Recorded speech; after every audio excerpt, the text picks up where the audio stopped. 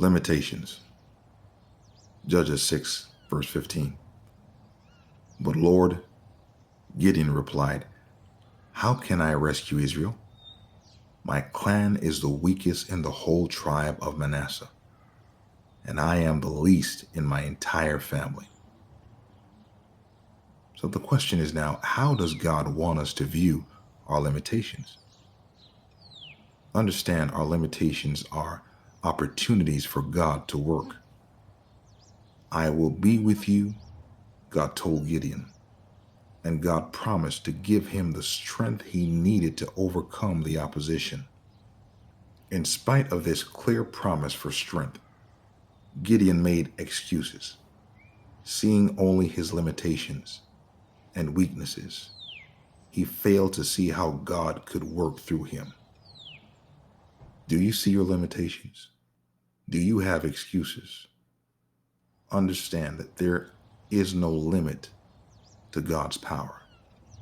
There is absolutely nothing that God cannot do, even in your situation. Our limitations are opportunities to trust God. Like Gideon, we are called to serve God in specific ways. Although God promises us the tools and strength we need, we often make excuses. But reminding God of our limitations only implies that he does not know all about us, or that he made a mistake in evaluating our character. Don't spend time making excuses. Instead, spend it doing what God wants.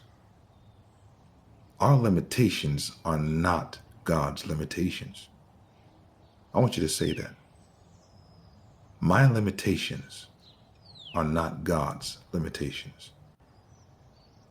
After seeing the miracle of the wet fleece, why did Gideon ask for another miracle?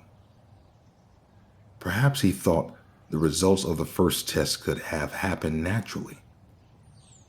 A thick fleece could retain moisture long after the sun had dried the surrounding ground. Putting out fleeces is a poor decision-making method. Those who do this put limitations on God. They ask him to fit their expectations. The results of such experiments are usually inconclusive and thus fail to make us any more confident about our choices. Don't let a fleece, but in our case, don't allow circumstances, limitations, situations beyond your control to dictate the ability of God. God has no limitations, and what is impossible with man is more than possible with God. For with God, all things are possible. I want you to say that with me. With God, all things are possible. Not a few things, not a couple of things, but all things. Believe that today. Know that with God, it's possible. Believe it.